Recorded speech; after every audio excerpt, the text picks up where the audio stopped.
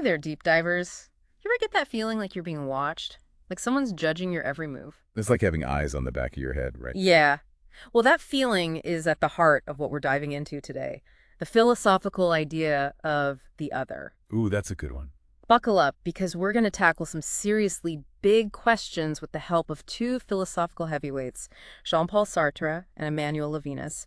Get ready to ponder things like, can we ever truly escape the gaze of others? Are we ethically obligated to everyone we meet? Oh, yeah. And do other people limit our freedom, or are they the key to living a more meaningful life?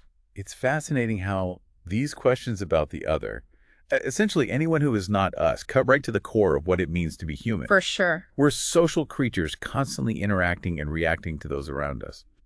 But what kind of impact do these interactions have on our sense of self, our freedom, and even our moral compass? Right. And Sartre and Levinas had some seriously thought-provoking and often conflicting ideas about all of this. So let's start with Sartre. He was an existentialist philosopher, and just to make sure we're all on the same page, existentialism basically says we're each responsible for creating meaning in a world that doesn't inherently have any. Exactly. And for Sartre, this responsibility to create meaning is constantly bumping up against the reality of the other. Sartre's big idea is that relationships with other people are inherently a power struggle. Okay, a power struggle. That sounds intense. Explain that one to me. I mean, not all my relationships feel like a battle. Fair point. But Sartre isn't necessarily talking about outright conflict. Okay. He's more interested in the subtle ways our awareness of being seen by others, what he called the look, affects our sense of self and freedom. Think of it like this. Imagine you're on a stage about to deliver a big presentation. Suddenly you become hyper-aware of the audience's eyes on you. You feel self-conscious, maybe even judged. Oh, tell me about it. I have definitely felt that spotlight effect. Suddenly, I'm not just being myself. I'm performing, trying to control how others perceive me. Exactly. And that's precisely what Sartre was getting at. He argued that this awareness of being watched, of being turned into an object under someone else's gaze, can make us feel like our freedom is being taken away. We start acting in ways that we think will please or impress the other, rather than being true to ourselves. So it's like we're constantly trying to manage other people's perceptions of us, and Yeah. in doing so, we end up sacrificing some of our authenticity. Is that kind of what Sartre's getting at? You nailed it. And to illustrate this idea, Sartre used the example of a waiter in a cafe. This waiter is super focused on doing everything right. His movements are exaggerated, almost robotic, as he tries to fit the stereotype of what a waiter should be. Okay, I can totally see that. It's like he's become a caricature of himself, more concerned with the performance than actually connecting with the customers. But I've got to ask, where does the power struggle part come in? Great question. Remember how Sartre believed we're all striving to create meaning and assert our freedom in a meaningless world? Well, when the other comes along and starts looking at us, judging us, it feels like a threat to that freedom. So we try to fight back to regain control by manipulating their perception of us.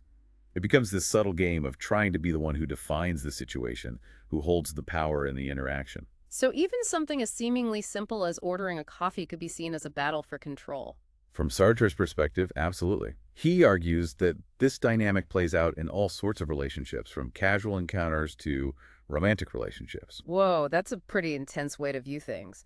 So even love, which we usually think of as this beautiful connection, can become part of the struggle for dominance. Unfortunately, yes. For Sartre, even in love, there's this underlying tension between wanting to possess the other person, to make them an extension of ourselves, and the fear of being possessed by them, of losing our individuality. It's a paradox, really. We crave connection, but also fear the potential loss of freedom that can come with it. Okay, wow. Sartre's take on the other is pretty heavy stuff. But he wasn't the only philosopher grappling with these ideas, right? I think it's time to bring in Emmanuel Levinas and see how his perspective differs. Yes. Let's shift gears to Levinas. He offers a completely different, and some might say more hopeful, view of the other. Instead of seeing other people as rivals in a power struggle, Levinas believed that encountering another person's face is a powerful ethical demand on us. Ethical demand. So it's not about conflict, but responsibility. Precisely. Levinas argued that when we truly see another person, and he really emphasizes the face as a window into someone's soul, we can't just treat them like objects or obstacles in our path. We're compelled to respond with care and responsibility. It's like their very existence makes a claim on us. Interesting. So for Levinas, seeing another person's face isn't just a visual experience, it's an ethical encounter. It triggers something deeper in us. Yes, he sees the face as this expression of vulnerability and need, a call for our empathy and compassion. Imagine, for example, you see someone struggling on the street, maybe they're homeless or asking for help. Levinas would say that in that moment, you're not just seeing another person, you're encountering an ethical demand to respond, to do something. Okay, I think I'm starting to get it.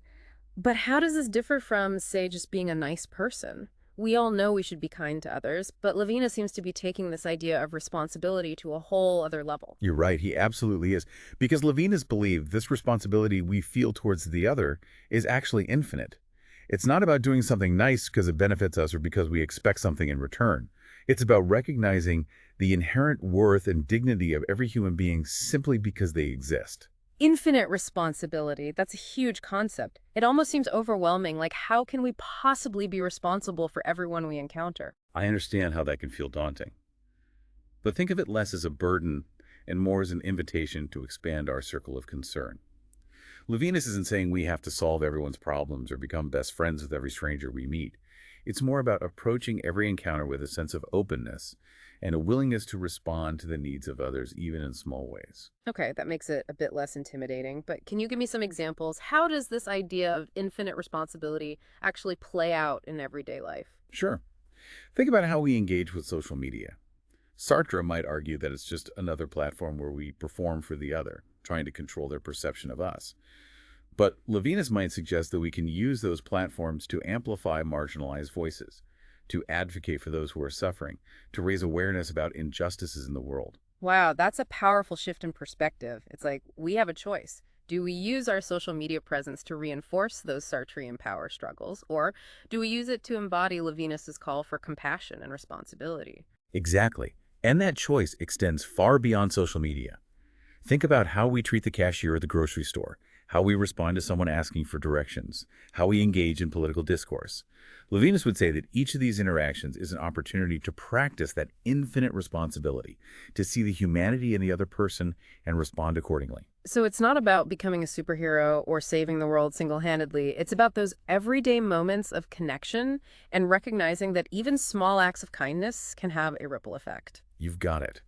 And while Levinas doesn't explicitly lay out a political program, his philosophy has deep implications for how we think about social justice. He was deeply critical of systems that dehumanize people, that reduce them to statistics or labels. He believed that true justice must be rooted in recognizing the unique face and the infinite worth of every individual. So if we were to connect this to the bigger picture, Levinas's ideas could be seen as the philosophical foundation for movements like Black Lives Matter or the fight for LGBTQ plus rights, movements that emphasize the inherent dignity and worth of every person. Absolutely. Levinas's philosophy provides a powerful framework for understanding our interconnectedness and recognizing that we have a responsibility to create a world where everyone has the opportunity to flourish.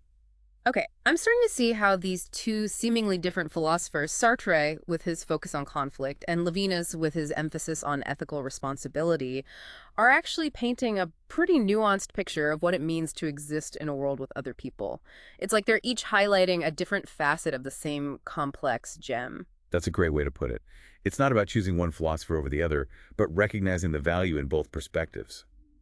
Sartre helps us understand the challenges and anxieties that come with being in a relationship with others, the feeling of being judged, the fear of losing ourselves.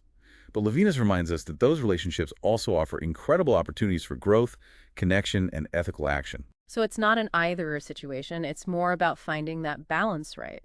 Recognizing that, yeah, sometimes relationships can feel like a power struggle, but we also have this capacity to transcend those struggles and connect with each other on a deeper, more compassionate level. Precisely. It's Okay. about recognizing that we're all in this together. Yeah. We're all navigating this complex dance between our individual needs and our responsibilities to others. But honestly, some of this stuff can feel pretty abstract and overwhelming. We've been throwing around some big ideas, the look, infinite responsibility, and all that. How do we actually take these philosophical concepts and apply them to our everyday lives? That's the million-dollar question, isn't it? Yeah. And I think it starts with cultivating a sense of awareness, paying attention to how we perceive and interact with others, Noticing when we're falling into those Sartrean traps of trying to control how others see us or when we're treating people like objects rather than individuals. It's like hitting the pause button before we react right. Taking a moment to consider the other person's perspective, their needs, their humanity. Exactly. And it can be something as simple as really listening to someone when they're talking, trying to understand their point of view even if you disagree. It's about resisting the urge to reduce people to stereotypes or labels, and instead seeing them as the complex individuals they truly are. And maybe this awareness can also help us navigate those inevitable conflicts that Sartre was talking about. If we can understand that everyone's struggling with this tension between freedom and the look, perhaps we can approach disagreements with a little more understanding and compassion. Absolutely. It's not about eliminating conflict altogether, but learning to engage with it in a way that's respectful and constructive. It strikes me that this whole conversation about the other is really a conversation about ourselves, too, because the way we treat others ultimately reflects our own values and beliefs. That's such an insightful point. It's a reminder that cultivating ethical relationships with others starts with cultivating an ethical relationship with ourselves.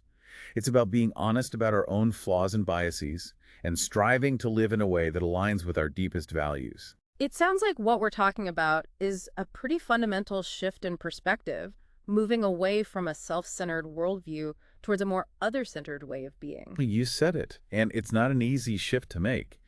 It takes conscious effort and ongoing self-reflection. But I think the rewards are worth it.